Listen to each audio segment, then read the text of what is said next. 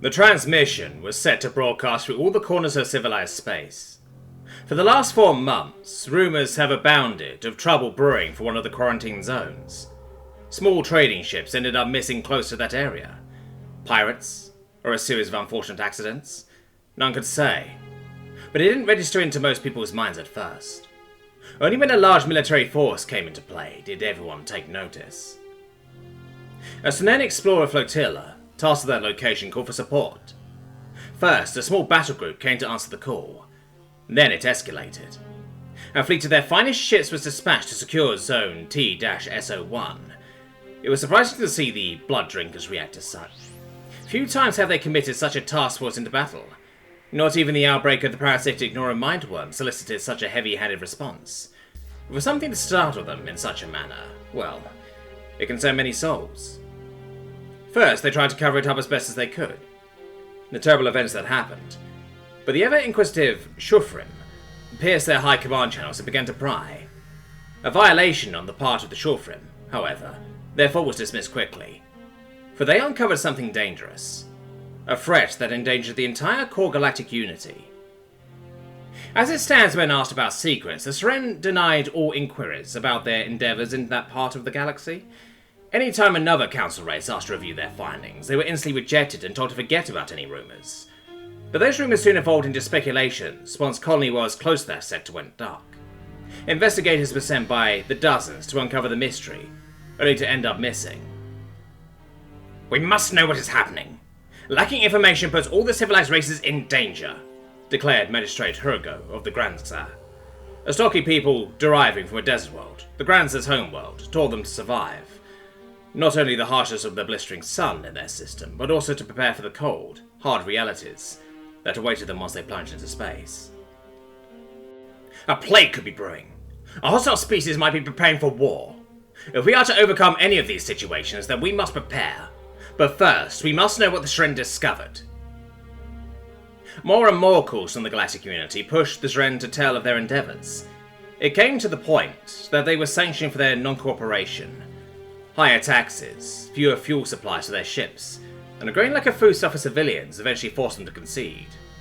At a time of uncertainty, all shall know of what was happening in Zone T-SO1. Within their abodes, at their workstations or out in the cities, people huddled close to their chosen vid projectors to watch this special announcement. What would the man say to everyone? The Grand Assembly Hall of Tilevar Prime, home of the Galactic Council, convened. Once filled with murmurs and mutterings, all went silent as the calling magistrate stood up from her podium. Having a powerful set of throat, she didn't need the aid of any audio-improving device. "Ambassador Trebkens, proceed towards the stand." Her voice rippled across the entire hall. Camera drones whizzed and hovered up to get a better angle of the Seren, each close in on the grey leather-skinned ambassador as he solemnly took his place. A coat of refined Dacian wool, tinted in a supple hue of purple, opulently demonstrated his standing among his society. Yet before this multi-species gathering, his refined taste mattered little in their mind. Trebkens' eyes, dark as the empty space, acted akin to a mirror as he reflected the faces before him. A tribunal from the core galactic unity called for his kind to answer deeply troubling questions regarding one of the quarantine zones in the galaxy, and it fell to him to provide them. "Ambassador Trebkens," the avian figure of the Jog's magistrate called his name. "We understand that you are tasked by your government to report to us about what is happening in this Zone T-SO1. "Yes, I am." Trebkens' voice echoed, as if he were talking in front of a fan. "We trust that you shall not leave a single matter undisclosed." Trebkens lowered his gaze. "For the good of us all, I can't deny your request for information."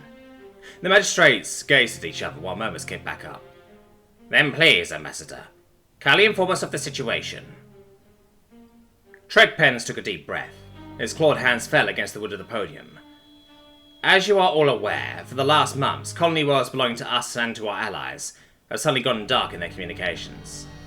Per routine, multiple agents were dispatched to investigate the matter, but they too have suffered the same ill fate. After much deliberation, my government made one last venture, and, with the might of one of our fleets, pierced the shadowy veil that covered this enigma." "And what did you find?" the cold magistrate asked. Trekpen suddenly felt his lips dry. No time to ponder over it, he had to answer. We found the consequences of our actions. Elaborate, Ambassador. What do you mean by this? This situation was a blasting charge waiting to detonate. This whole conundrum started not months ago, but farther back. 243 years, to be precise. On that time, one of our explorer flotillas scouted for habitable worlds to aid during colonization. During their forays, they uncovered a system that piqued our interest. Composed of 8 primary worlds surrounding a yellow star, we searched each planet for resources and terraforming interest. Each held profitable mining operations.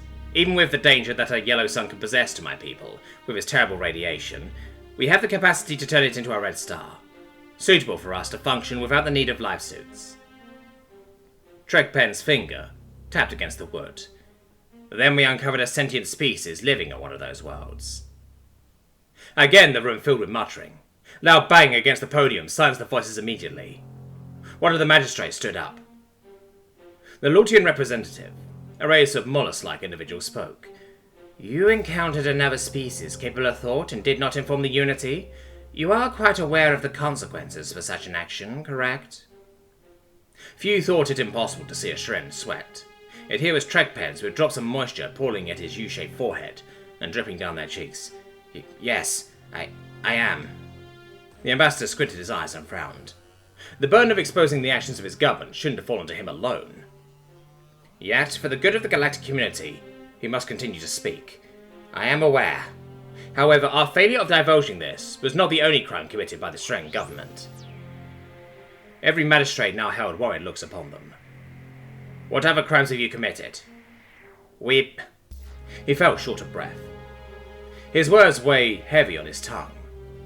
A shaky claw moved to a pocket and fished out a tube filled with Cordell 135 brandy. Ambassador, there is to be no consumption of inebriating liquids during assembly, understood? I am aware of it, Magistrate, Trekpen barked. I am aware of the consequences of my actions, as I am aware of what my government did to the people of that planet. Clear distraught, laid etched upon their face, Trekpen bitterly said, We butchered them. Trekpen finished his drink in one gulp. We defiled their world, took their blood, and in our madness, used it to marinate their planet, hoping to make it into an unending feast for all Shren. Gracious gods, said Kindalis, the wide-eyed Shulfrin magistrate. The hall had erupted from whispers to loud utters. Sitting upon her seat, Kindalis covered her muscle, as she tried to come to terms with the horror. Then the Hollivers were true. We hoped they were some sick forgeries, but the events were indeed of your own making. Magistrate Kindalis. A fellow council member grabbed her shoulder and gently rocked it. Are you all right? Silence! Loudly cried the cold magistrate. Her mighty voice overcame the hall. Order again came to be. Kindalis. Again she heard her name. Snapping from her stupor, she gazed into her fellow councillor. The Syndicate granted me access to information regarding Shren activities. I was instructed to present the evidence if the ambassador denied the accusation, but I hope that it wasn't real. All eyes fell to her now. The magistrate holds such incriminating information? Then she must put it into display. Kindalis, have you something to share with us? Nicole asked. Nodding, Kindalis answered, We do. A small white drone hovered towards her. Her third hand touched its smooth surface, eliciting the small beeping sound in turn. The drone's internal lights went from red to green, and from a compartment beneath its body, a small data drive emerged. As is our reputation, the brilliant minds of Shulfrin Society did our own investigation surrounding Zone SO1. It took quite some effort to pierce the blockades, both physical and metaphorical, to uncover what had occurred in that galactic space, but eventually we did. Kindalis looked at each of her fellow magistrates, then at the gathered audience. I warn you, what you will see is not for the faint of heart. Such is that I invoke the Youngling Safety Act to bar access to this moment of the broadcast. As her words were said, devices registering those of lower age either shut down or switched off to other channels. Those that could view and desired to witness the Shren crimes were allowed to see, though many wished they hadn't. The first recordings were from the natives' perspective. Having artificial satellites above their planet meant they were on their way to eventually becoming a spacefaring species. Upon them, recordings of their cultures, their history, and other events of them were accessed. Soon, they discovered what they called themselves, Homo sapiens. Humanity. Mankind. A hollow screen presented the perspective of one of these humans. Soot covered their face while parts of their clothes were torn. Holding a device to their mouth, they yelled as explosions and gunfire rocked in the background. As you can see, the battle continues to rage at the outskirts of London.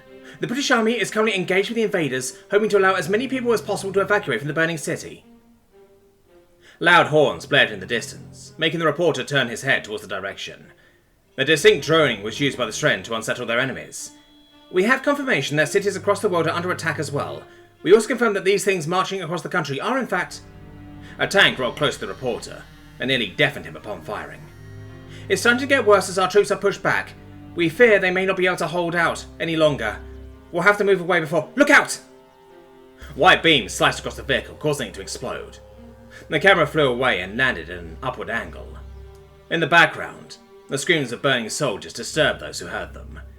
Then came loud footsteps. The camera shuddered when one large metal leg stepped on the tank remains, finishing off any hope of survival from those inside it. Static frizzled across the screen. Another transmission, this time an aerial view from a light propeller craft. Fire spread across the human city. Gunfire littered the smoky streets as Tshirt troops engaged the native resistance. Above here in the sky, planes streaked across the skies, dogfighting the invaders, though many didn't stand a chance against the enemy's advanced crafts. We don't know what they want, but we know what they can do. The loud rumble of jets streaking past the news chopper was picked up by the camera. Buenos Aires is burning. These things are killing everyone that tries putting up any resistance to them. Shnem war pods strode across the burning landscape, obliterating any threats that came across their path. These creatures continued to fire at them, with marginal success, as some of their tri-legged machines fell under a hail of constant fire. Yet, the Tshirt not only held a technological superiority, but numerical as well. More arrived by dropships, unloading war machines or soldiers. Pot shots from the humans downed some, but it mattered little when there were thousands more waiting in orbit. We'll try to stay on the air as long as we can, but... A loud blast knocked the reporter back. Then the camera spun finally, while terrified screams echoed in the background. The feed soon cut as the last shot was of them plummeting into a building. Anger was shared between the magistrates. You invaded without cause? Attacked them without any reason? What madness drove you to commit such a deed? That is not the only thing they did, said Gonzalez. Right, Ambassador Trekpens? The ambassador remained quiet. Instead they pulled another vial full of that heavenly-tasting brandy. He never raised his head as he took a sip of his choice drink. What else did they do? The Lutian asked. Gonzalez frowned. Raising her hand to the console before her, she played another video. This one was from the perspective of a Tshirt trooper helmet recorder. Patrolling the desolate streets of what was once a town, the soldier and his squad searched for any signs of resistance. With the night sky above, the terrible rays of their yellow sun were naught but an afterthought. Squeaking metal from broken street lamps pulled his attention.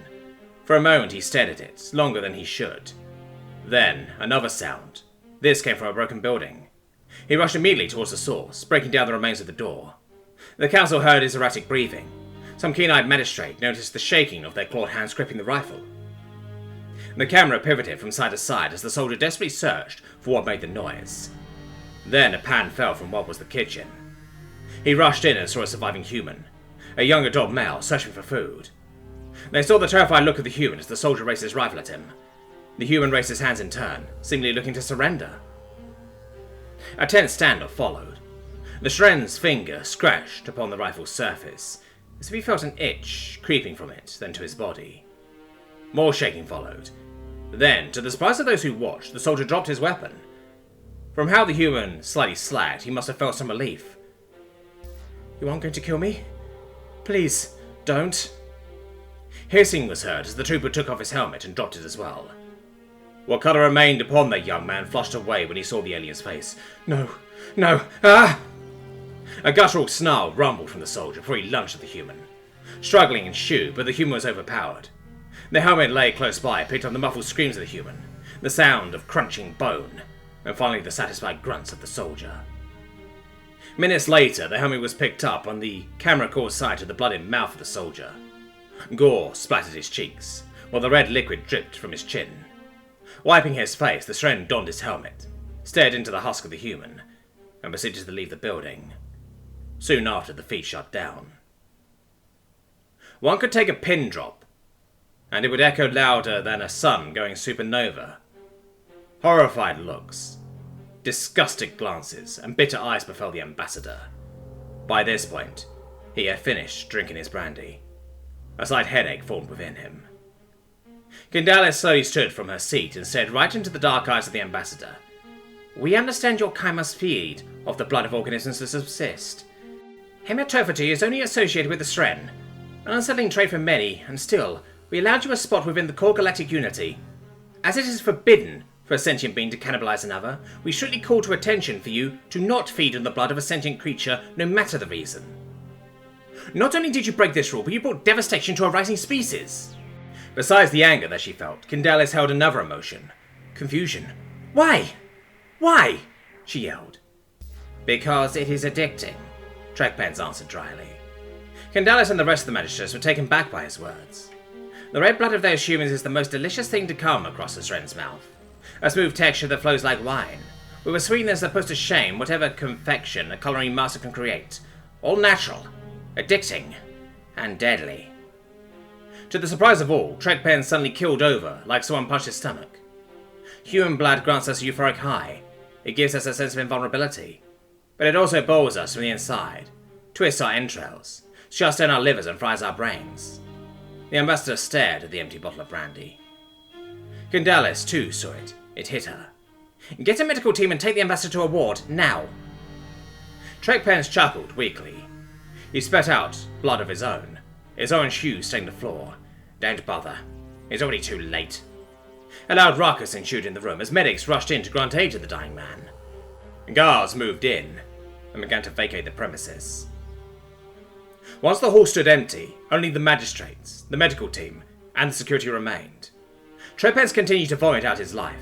Candalis and the others stood close by. The transmission ended. Already uproar soared across all interactive medias. Trekpens weakly looked at Candalis. Our invasion failed all those centuries back. They put up a great fight. Such metal ran hot across their veins, and we drank that fire. We feasted on their life, and it killed us in return. We quarantined that zone, but in our haste, we made the mistake of leaving plenty of our equipment in their system. We don't know how many were left, but we know that humans continue to survive." "Not only survive, but they are flourishing," said Candalis. "They are the ones who are attacking the colonies." A painful groan rumbled from the ambassador. "We tried to fix our mistake. The task force we sent was to finish them off. But not only did we fail, we emboldened them." Trekpens shivered. "The humans rightfully saw us as monsters, but now a beast rises from their zone. One that will devour everything for the pain we caused." Trekpens wheezed, coughed, then finally lied still.